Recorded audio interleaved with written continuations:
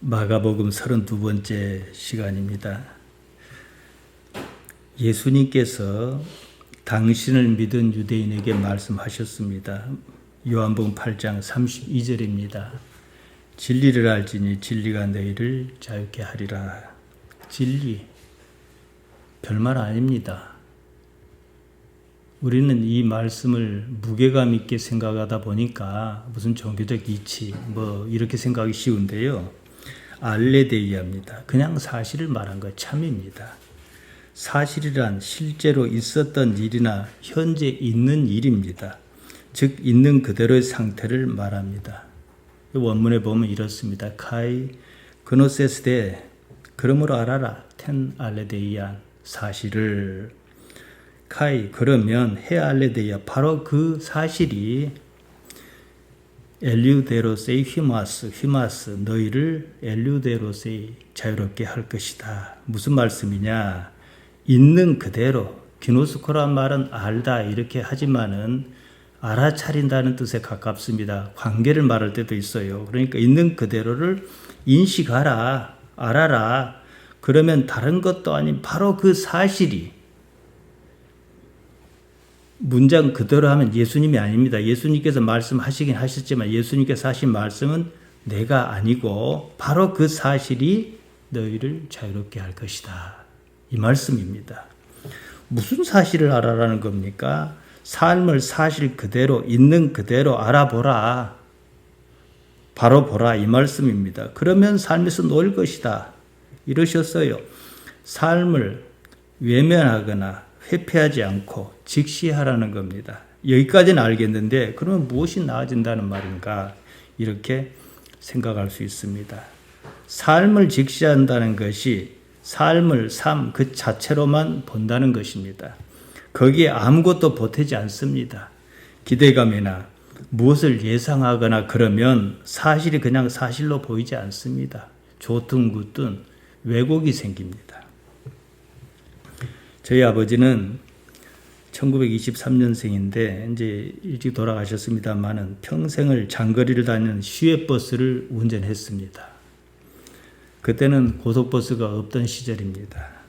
제가 어렸을 적에 사흘에 한 번꼴로 전라남도를 막 다 돌아다니다가 사흘에 한 번꼴로 집에 들어왔습니다. 운행을 마치면 차부에 차를 두고 뒷날 운행을 위해서 이것저것 손보는 일이 많더라고요. 항상 밤늦게 들어왔습니다. 밤 11시가 넘고 12시 가까이 집에 들어왔단 말이지요. 저는 항상 아버지를 기다렸습니다. 아버지는 그냥 오지 않았습니다.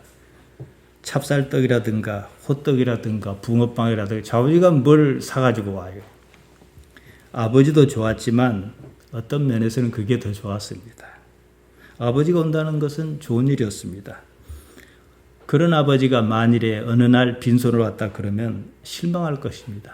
어렸을 적에는 12시까지 안 자고 기다린다는 게 보통 일이 아닙니다.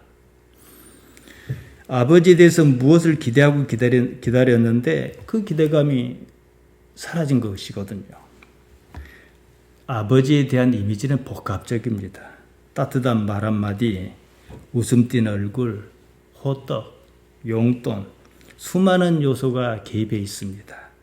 아버지가 그냥 아버지가 아니에요. 아버지에 대한 기대, 그것이 곧 나의 아버지입니다. 우리는 삶을 있는 그대로 보지 않습니다. 자신의 예상과 기대감으로 색칠한 삶을 봅니다. 삶 그 자체를 보지 않아요. 지금 내가 살아있다. 이것보다 더 중요한 사실은 없습니다. 좋은 대학을 가라, 좋은 사람을 만나라, 별소리를 다 하는데요. 교통사고가 나서 죽게 생겨보세요. 살아만다고 하지 않습니까?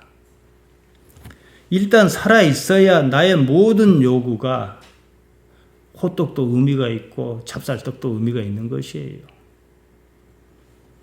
그럼에도 우리는 살아있다는 사실에 집중하지 않습니다.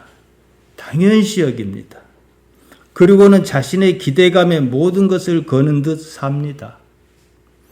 그 기대감을 조금이라도 충족했을 때 뭐랍니까? 행복하다 이러며 스스로를 보상합니다. 그 기대감은 그때 잠깐 그럴 뿐입니다. 행복하다고 느끼는 그 감각은 결코 지속적이지 않습니다. 다 압니다. 그래도 그런 일을 반복합니다. 산의 진미로 가득한 고급 호텔 뷔페에 갔습니다. 이것도 먹고 저것도 먹고 좌우지간 먹고 싶은 대로 양껏 먹었습니다. 배가 부릅니다. 그러면 더 먹고 싶지 않아요. 먹는 데 대한 행복감이 사라졌다 이 말이거든요. 그러면 만족은 하면서도 어딘가 서운합니다. 저기 보니까 또 먹을 게 있는 거예요. 더 먹을 수는 없어요. 대신 먹는 과정에서 충족했던 행복감을 기억으로 남기려 붙듭니다. 그 행복감을 잊지 않습니다. 먹을 때 행복했다는 그 기억의 중독에 빠집니다. 그리고는 그 시선으로 세상을 바라봅니다. 그 기억에 못 미치는 상황을 마주할 때 다시는 그 기억을 불러올 가능성이 없는 상황에 처할 때 불행하다 그런 겁니다. 육체는 이처럼 욕망을 불러일으키며 생존합니다. 삶은 육체의 그러한 요구 한가운데 있습니다. 그 때문에 보고 싶은 것을 보려는 관성에 빠집니다. 믿고 싶은 것을 믿으려 합니다. 무엇이 옳은가, 무엇이 사실인가 여기에 대하여는 그다지 관심이 없습니다. 그보다 무엇이 이익인가 이런 이해관계가 우선이라는 겁니다. 이런 데서 삶의 왜곡이 발생합니다. 삶을 이렇게 왜곡하면서 이런 왜곡이 차곡차곡 무의식에 쌓입니다. 그러면 무엇이 사실인지 구분이 잘 가지 않습니다. 구분하고 싶은 생각도 없습니다. 그저 닥치는 욕망 하나하나를 해결하면서 그것으로 만족하겠다는 것이 삶의 목적으로 둔갑하고 맙니다. 그것이 가능하다 해도 문제겠습니다만은 가능하지도 않습니다. 때문에 끊임없이 자기 삶에 실망합니다. 지칠 때까지 그럽니다. 죽을 때까지 그럽니다. 때로는 무엇에 약간의 깨달음을 얻습니다. 그래도 자기 삶에 실망하는 것은 여전히 싫습니다. 그래서 삶에서 소소하게 느끼는 행복감으로 삶을 채우려고 합니다. 그러나 저러나 마찬가지입니다. 삶의 이런 구조가 하마르티아입니다. 하마르티아가 뭐냐? 원래는 헬라 철학에서 화살 같은 것이 관역을 잘못 맞힌 것을 말합니다. 그래서 우리 성경에서는 죄가 두 가지가 있어요. 하마르티아가 있고 오펠레마가 있습니다. 우리 주기도문에서 하는 죄는 오펠레마입니다. 그날 무슨 잘못을 한 거예요. 그러니까 하마르티아를 그래서 신학자는 뭐라 합니까?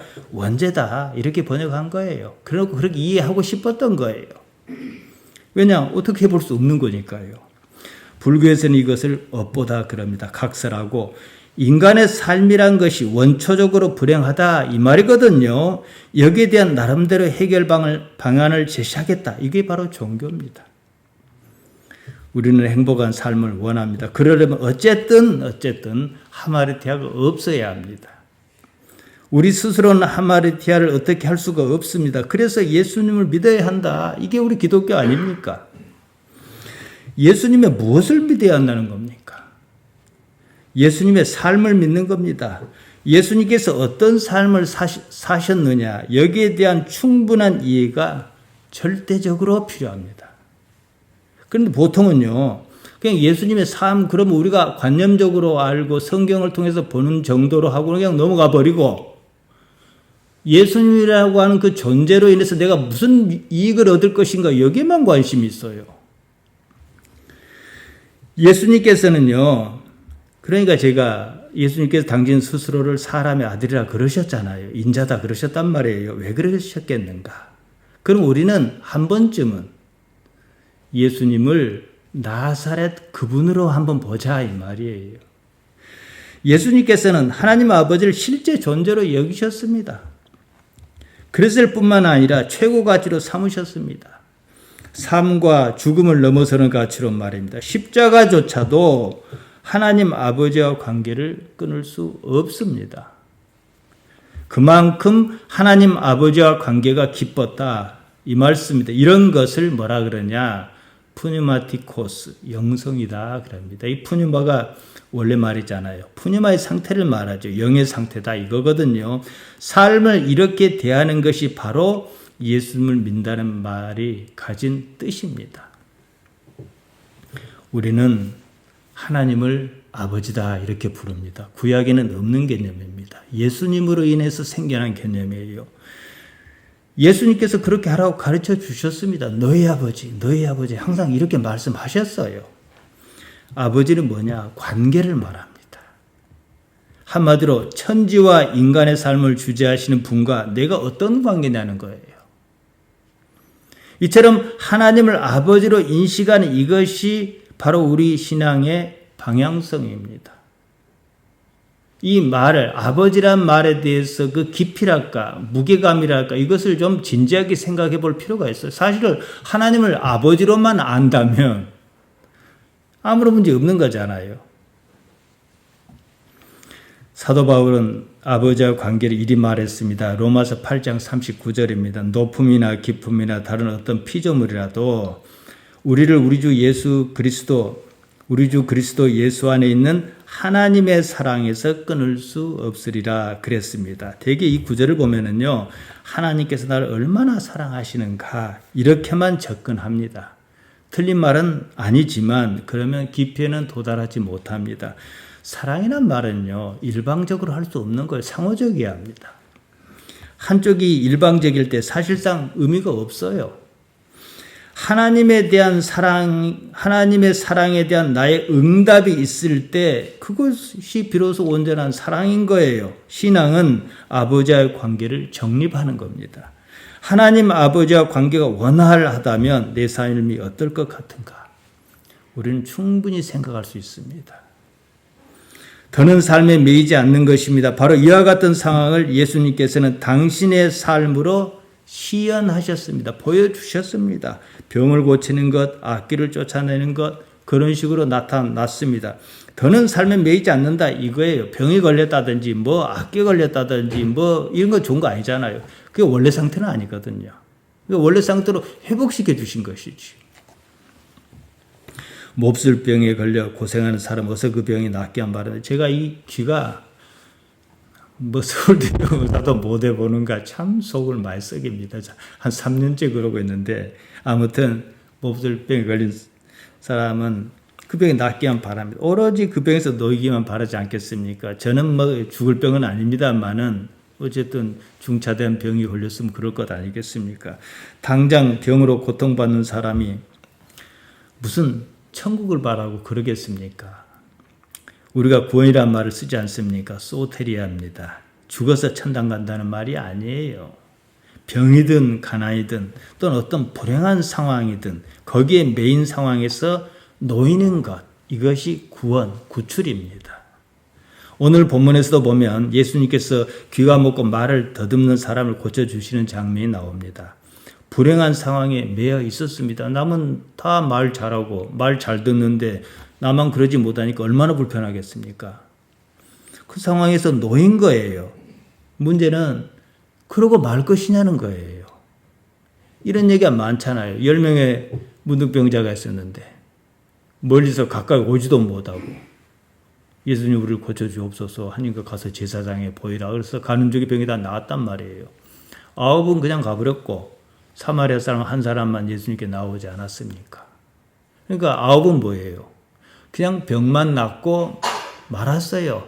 이제 병이 나았으니까 그 자기들이 속한 사회에서 잘 살다가 죽었어요. 그걸로 끝이에요. 그러려면 안 낫고 구원을 이루는 게 낫지 않겠습니까? 병만 낫고 말 것 같으면 그런 행위 자체가 아무런 의미가 없습니다. 본질적인 구원, 육체의 모든 얽매임에서 벗어나는 구원, 영혼의 세계를 마주하는 구원으로 반드시 이어져야만 한다. 이 말씀입니다. 예수님의 노력은 이것이었어요. 그러니까 사람들의 관심을 부단히 바꾸어 주시려고 애쓰셨어요. 오병이어의 기적을 일으키셨어요. 사람들은 예수님을 자기들 나라의 왕, 원래 메시아가 그런 뜻입니다. 그런 줄 알았어요. 임금 삼으려고 했어요. 도망가셨습니다. 왜냐? 생각이 안 맞으니까요. 예수님께서는 언제나 당장 얽매인 그 상황에서 놓이는 그것으로 삶의 방향을 끊임없이 바꾸어 주려고 하셨습니다. 우리가 그러지 않습니까? 우리가 처음부터 영혼의 세계를 바라서 교회 나옵니까?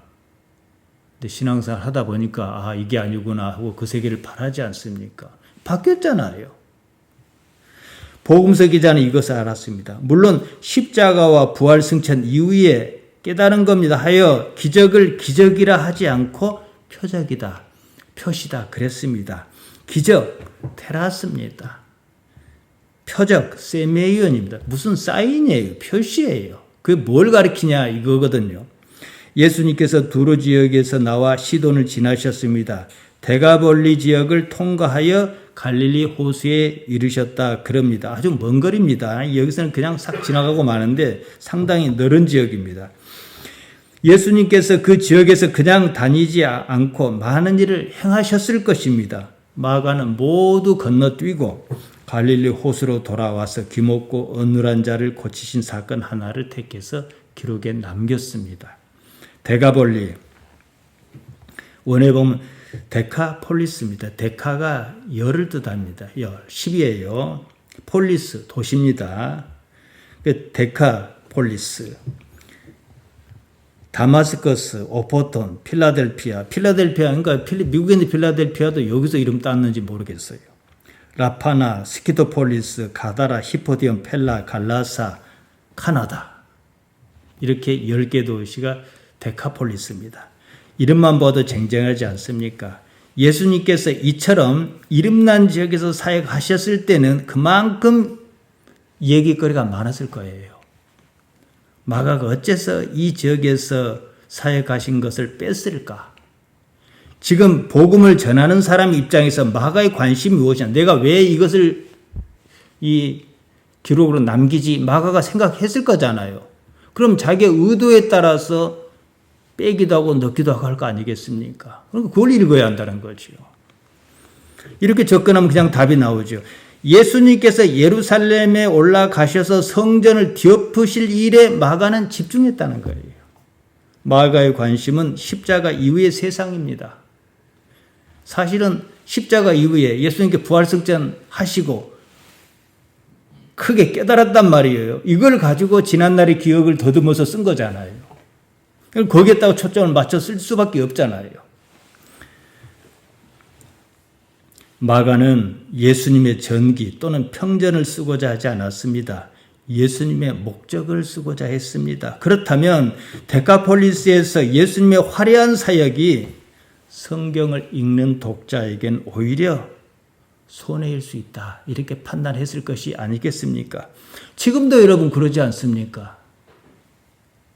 모든 설교가 사실은 별소리를 해도 십자가와 영원한 세계로 이어지지 않으면 설교가 아니에요. 그럴 것 같으면 자기 편한 대로 절에 가든지 무당을 불러서 구다든지 이러면 되지. 뭘로 한사코 성경 들고 예배당 찾아오고 그러겠습니까? 대개가 예수님의 화려한 사역에 집중합니다. 예수님의 능력에 관심을 보입니다. 그러니까 에바다 하고 귀가 열렸으니까 정말로 기먹으랬으면 그렇게 한다든지 이런 식으로만 하려고 하고 그것만 바래요. 그건 복음이 아닙니다. 마가가 전하고자 하는 것은 그런 것이 아니었습니다. 어떠한 사역 이후에 예루살렘으로 올라가셨고 십자가를 지셨다 이거거든요. 세상을 이긴 그 이후의 삶을 우리에게 제시하려고 한 것입니다. 예수님께서는 병을 고쳐주시려고 이 땅에 오신 것이 아닙니다. 물론 병든 자를 보고 차마 그냥 두고 보지는 못하셨을 테지만 말이지요. 우리를 부자로 만들어 주시겠다고 십자가 지신 것이 아니에요. 그러니까 우리가 복이란 건 좋은 거예요. 어쨌든 복 받는단 말이에요. 그러나 이게 참 골치 아픈 게 십자가하고 충돌이 일어난다는 거예요. 이걸 어떻게 화해할 수 있으면 진짜 복인 것이고 이 복이란 것이 십자가와 도저히 화해할 수 없으면 그건 복 아니에요. 그런 일은 단지 삶에서 있을 만한 사건일 뿐입니다. 예수님께서는 오로지 하나님의 의지를 받으셨고 우리 또한 그렇게 하라고 하신 그 때문이었습니다. 나사렛 그분에게 십자가는 가당치도 않은 일이었습니다. 그럴 만한 잘못이 없으셨잖아요. 무슨 이유에서였든지 하나님의 의지가 십자가였다는 단지 그 사실 때문에 십자가를 받아들이셨습니다. 지금 내가 세상을 삽니다. 나는 내가 사는 이 삶을 하나님 아버지께서 온전히 주관하신다고 믿습니다. 여러분 믿어요? 안 믿어줘도 그냥 믿는다고 한번 해보세요. 믿어요? 이런 상황이라면 이 삶에 내가 이해할 수 없는 일이 있는 거예요. 그래서 내가 고통을 받고 있습니다.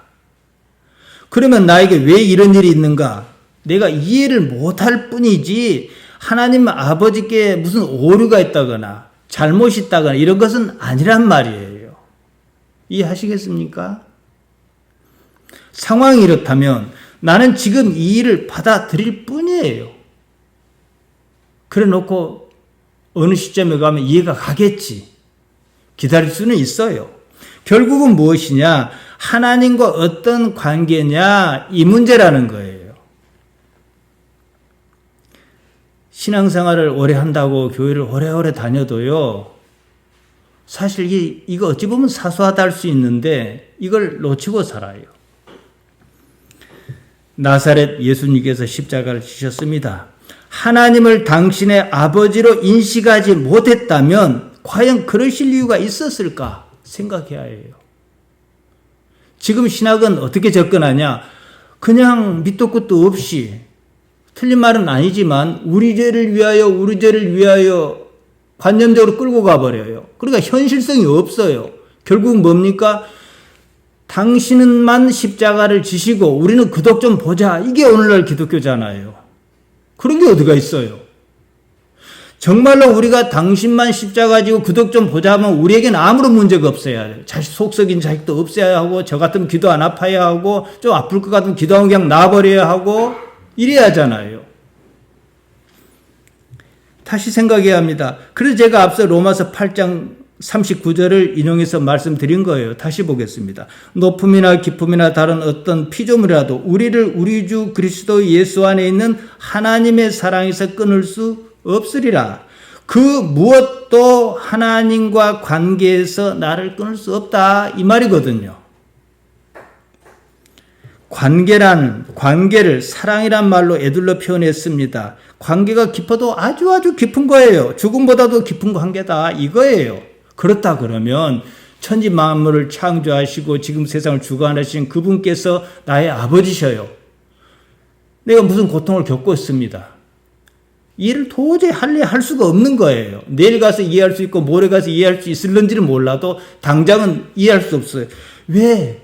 남들은 다 저렇게 잘 먹고 잘 살고 교회를 안 나와도 잘 사는데 나는 교회 다닌데 내 삶이 이렇습니까? 할 수 있어요. 그래도 관계를 끊을 수 없는 거예요. 자, 생각이 여기까지 미쳤다 그러면 그 다음 어떻게 나가겠습니까? 무슨 생각이 있으시겠지.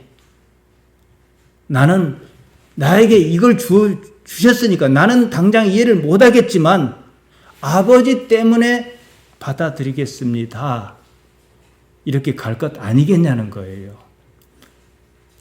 단언하건대 이러지 않으면 세상을 살아날 방법이 없습니다. 예수님께서 갈릴리 호수에 이르셨습니다. 사람들이 귀먹고 어눌한 사람을 예수님께 데리고 왔습니다. 왜 데려왔겠습니까? 우리처럼 지금의 예수님이라고 알아서 데려왔겠어요? 아니지요. 능력을 행하시는 분으로 알았으니까 데려왔겠지요. 귀먹고 어눌한 사람, 코폰 카이 모길랄론, 귀먹다, 코포스, 둔하다, 무디다 이런 뜻입니다. 그 때문에 말을 잘 못하는 것으로 쓰이기도 합니다. 귀가 먹으면 말을 잘 못합니다. 자꾸 귀로 들은 것을 가지고 자꾸 이게 교정을 하고 이래야 말이 나오는 것인데요. 모길랄로스는 모기스와 랄레오가 합쳐 쓰인 말입니다. 모기스, 가까스로, 간신히, 겨우, 어렵게 이런 뜻입니다. 랄레오는 말하다 이겁니다. 그러니까 말하는데 어려움을 느낀다든지 장애를 느낀다든지 뇌에 이상이 있는 사람들 같은 경우도 또 그런 경우도 있습니다만 여기서는 그보다는 귀가 먹어서 말하는데 또 혀도 좀 어눌하고 이런 것 같아요. 코포스와 모길랄로스, 개역 한글판 번역은 귀먹고 어눌한 자, 옛날 성경. 지금 우리가 갖고 있는 성경은 뭐라 나와 있습니까? 말 더듬는 자 이렇게 했는데 어눌하다는 표현이 원문에는 조금 더 좋습니다. 안수하여 주시기를 청했다. 유대 사회도 손을 머리에 얹고 기도한 일이 많았습니다. 상속권 수여라든지 임직이라든지 축복할 때 안수했습니다. 건강 회복을 위해서 또 안수했습니다. 사람들이 예수님께 귀먹고 말이 어눌한 사람 데리고 와서 안수해 주시길 간청했습니다. 사람들은 단순히 예수님께 그런 능력이 있다 이렇게 보았다는 뜻입니다. 마가복음 지금 이 7장 이 시점으로 볼 때 이들이 그 이상의 것을 생각하기는 어렵습니다. 지금 우리 생각과 다르죠. 그럼에도 불구하고 아직도 예수님을 그런 식으로 이해하려는 경우가 많아요. 예수님께서 그 사람을 따로 데리고 무리를 떠나셨다 그럽니다. 무리 가운데서 능력을 행하시지 않았다 이 말이거든요. 어째서 그러셨을까? 보통 주석가는 이렇게 이유를 댑니다. 환자와 개인적 관계를 고려하셔서 그러셨다. 무리가 예수님의 능력을 보고 흥분해서 다른 것을 또 요구할까 하는 부작용 때문에 그랬다. 뭐 이러고 저러고 뭐 충분히 그럴 수 있는 겁니다. 우선 이 사람은요, 귀먹은 사람이에요. 말을 잘 듣지 못합니다. 말로 하는 치료가 어렵습니다. 내 믿음이 너를 구원했다든지 일어나라 가라고 하면 안 들려요. 그러니까 불가능해요. 직접적인 동작이 있어야 해요. 예수님의 행동이 좀 이상합니다. 손가락을 그 사람 양쪽 귀에 넣고 침을 뱉어서 손을 혀에 대고 좀 행위가 좀 이상해요. 좀 더럽습니다. 근데 이런 관념을 배제하고 보면 예수님의 치료 행위가 말 못 듣는 사람에게 어쨌든 구체적이고 감각적이었다는 거예요. 귀가 안 들리니까 귓구멍이 이렇게 하셨고 어떻게 해가지고는 이 혓바닥에다 손을 대고 이러셨단 말이에요. 어째서 그러셨을까? 예수님의 시대는요, 예수님께서는 천지 만물의 모든 능력, 과학조차도 초월하여 계신 분은 맞지만 2000년 전이면 2000년에 맞게 일하시고 오늘날은 오늘날에 맞게 일하시고 그보다 훨씬 더 5000년 전이었다 그러면 거기에 맞게 하셨을 겁니다. 그러면은 여러 가지 정황으로 볼 때 그 시대 유대 사회에서도 주술적 행위가 있고 주술적 행위나 종교적 행위나 같은 말이에요. 그런 뭐가 있었을 것이란 얘기죠. 어쨌든 감각적이었다는 거예요. 무당이 구슬해요. 무속신앙을 가진 사람이 있단 말이에요. 그 무당이 가만 구슬하면 효험이 있다 생각하겠습니까? 칼춤도 추고 난리를 해야 뭐가 있다 그러지 않겠습니까? 그러니까 상대하고 그 반응이란 게 있어야 한단 말이죠. 손가락을 들리지 않은 귀에 넣는다든지 침을 뱉어서 그 사람 혀에 손을 댄다든지 이런 행위는 그때 사람 사이에 통하는 무속의 일환이었다. 이렇게 보는 것이 아마 맞을 겁니다. 아무튼요. 예수님께서는 그 시대 그 방법을 그대로 사용하셨습니다. 말이 통하지 않을 때 할 수 있는 손쉬운 방법은 그 시대 사람 이해하는 방식이어야 합니다. 더구나 그들이 가지고 있는 구약 성경에 이런 얘기가 또 나와요. 이사야 35장 5절에서 6절입니다. 그때의 소경의 눈이 밝을 것이며 귀머거리의 귀가 열릴 것이며 그때 저는 자는 사슴같이 뛸 것이며 벙어리의 혀는 노래하느니 이는 광야에서 물이 솟겠고 사막에서 시내가 흐를 것임이라. 소경이 눈뜨며 귀머거리가 들으며 이렇게 전해지는 성경의 얘기가 이사야의 얘기가 현실에서 나타난다면 어떻게 생각할까요? 저 사람은 미시아다. 기름 부음 받은 자다. 우리의 왕이시다. 이렇게 생각할 것이 아니겠냐는 거예요. 예수님께서 하늘을 우러러 탄식하셨다 그럽니다. 예수님께서 하늘을 쳐다보시고는 에스테낙센 한숨을 쉬셨다 그럽니다. 에스테낙센은 원형이 스테나조입니다. 3인칭 과거형으로 쓰였습니다. 그러니까 그가 탄식했다. 한숨 쉬다, 신음했다 이런 뜻이거든요. 예수님 눈에 비친 인간의 삶이란 것이 탄식할 만한 것이었다는 거예요. 들으라고 있는 귀로 듣지를 못한다 사실이었습니다. 알고 보면 우리가 이런 삶을 삽니다. 예수님을 마주했다는 것은 맺힌 데가 풀리는 것을 말합니다. 자기 자신에게서조차 얽매이지 않은 것입니다. 35절에 나옵니다만 그 사람은 혀에 맺힌 것이 풀려서 말이 분명해졌다. 그러니까 지금 말 못하고 귀먹은 사람만 나을 거냐는 얘기예요. 모든 인간이 각각의 나름대로 맺혀 사는데 이거거든요. 맺힌 것 데스모스입니다. 대오에서 유래한 말입니다. 대오는 묵다, 매다, 동이다, 얽매다, 결박하다, 구려하다 이런 뜻입니다. 데스모스는 올가미, 찾고, 속박, 구속, 매임, 갇힌, 결박 이런 뜻입니다. 그래서 제가 오늘 말씀을 요한복음 8장 32절로 시작한 겁니다. 엄밀히 말하면 귀먹은 것이 뚫린 것은 아무것도 아니에요. 그것은 단지 하나의 사례일 뿐입니다. 보다 근본적인 문제가 무엇인가 생각이 여기에 미쳐야 합니다. 종교는 이것을 논합니다. 예수님께서 어째서 하늘 우라노스를 아나블레포 쳐다보시며 에스테낙센 탄식하셨겠습니까? 세상이 어째서 이래야 하는가 하는 뉘앙스입니다. 몰라서 그러신 것이 아니라 현실이 그렇다는 것입니다. 탄식하다, 스테나조는 원망하다는 뜻도 있습니다. 야고보 5장 9절에 보면요. 형제들아 서로 원망하지 말라 이렇게 얘기가 나오는데 그때가 바로 이 말이거든요. 하나님을 꼭 원망해서가 아니라 인간이 처한 상황이 그만큼 안타깝다는 거지요. 사람이 감당할 수 없는 상황에 처하면 하늘을 원망하지 않습니까? 하늘은 아무 짓도 안 했습니다. 자기 운명을 타단 거지요. 에바다, 에파다, 열려라. 예수님께서 쓰셨던 히브리 방언 아람어를 헬라말로 그대로 옮겨 쓴 겁니다. 사람의 귀가 열렸습니다. 맺힌 것이 풀렸습니다. 말이 자유로워졌습니다. 그전에 혀가 잘 안 돌아가 말을 하고 싶어도 말을 제대로 못했습니다. 들리지도 않았습니다. 생각이 혀의 도움으로 말로 나타납니다. 맺힌 것이 풀려 자유를 얻었습니다. 말하는 것뿐만 아닙니다. 삶의 모든 면이 그렇다는 겁니다. 삶이 자기 생각하는 대로 잘 사라지지 않습니다. 답답합니다. 예수님께서는 그 사람이 맺힌 혀가 풀리고 많은 것을 바라지는 않으셨을 것입니다. 그 사건으로 말미암아 삶 자체가 풀리기를 바라셨지 않겠는가. 복이라면 이게 사실 복이거든요. 앞서 구원을 말씀드렸습니다. 소테리아는요. 삶이 풀리는 거예요. 구출이란 말이거든요. 그러면 이게 동사로 쓰면 소조입니다. 삶을 사는 주체의 몸을 뭐라 합니까? 소마라 그럽니다. 뿌리가 같습니다. 육체는 사르크스는 살덩이를 말해요. 자유가 없는 삶에서 자유로운 삶으로 바뀐 겁니다. 다시 말씀드려 맺힌 삶에서 풀린 삶으로 변하는 것입니다. 여기서부터는 조금 주의를 집중해서 들어보세요. 상당히 재밌습니다. 사람의 삶은 허구적 개념, 곧 상징이 실제의 삶을 지배하는 그런 삶을 삽니다. 삶은 실제 상황이에요. 우리가 사는 이 삶을 허구적 개념으로 가득합니다.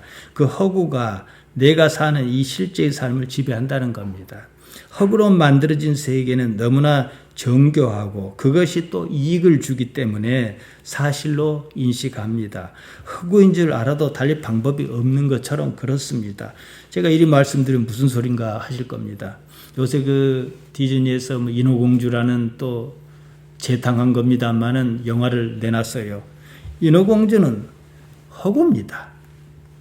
그렇지만 허구지만 인어공주라는 그것이 주는 효과가 있단 말이에요.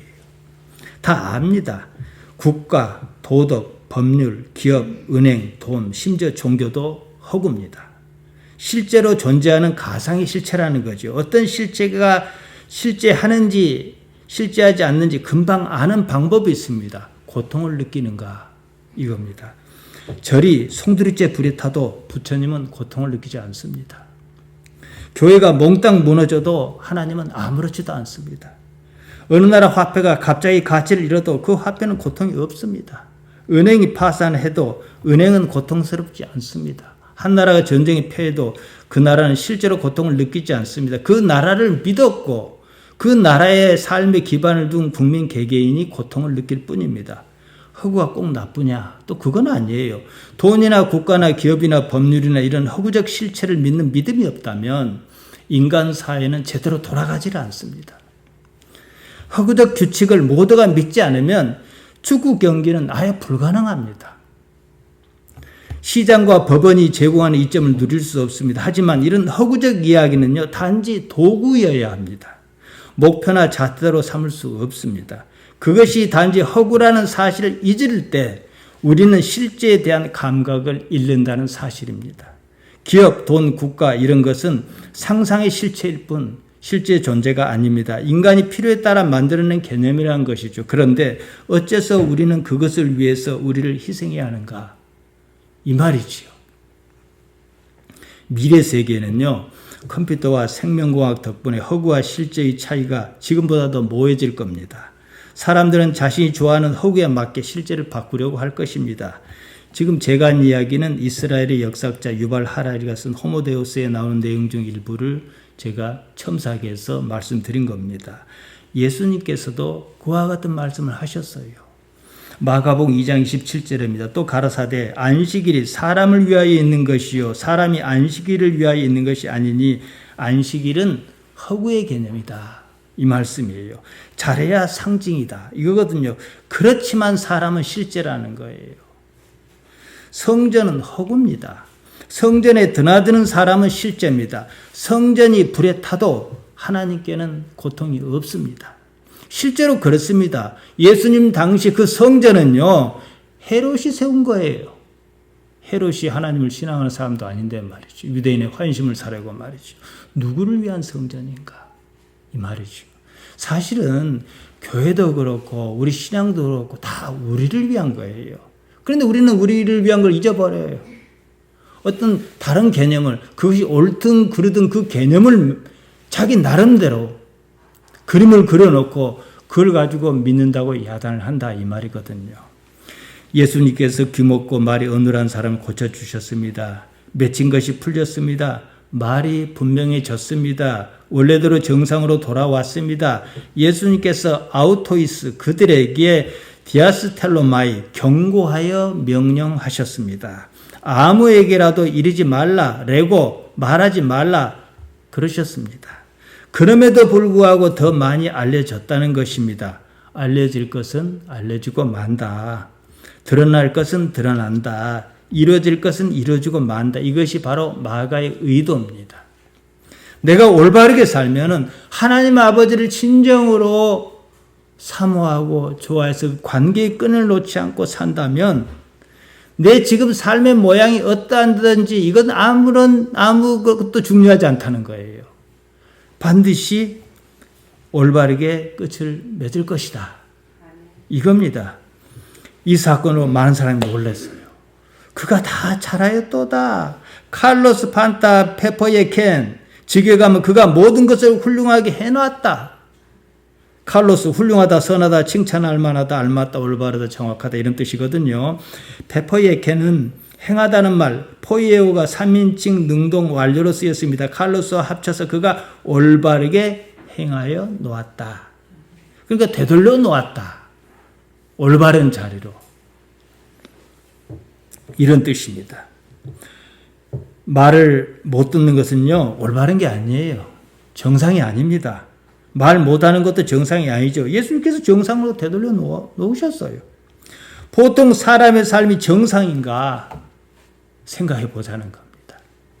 성경을 가만히 보면 예수님께서는 삶을 자꾸만 바꾸려고 하셨습니다. 정상으로 되돌려 놓으려고 하셨습니다. 허구에 기반한 삶이 아닌 실제의 삶으로 말이지요. 무엇이 실제인가? 내가 지금 여기 있다는 것만 실제입니다. 여기에 집중해 보라는 거죠. 그리고 하나님을 생각하라는 겁니다.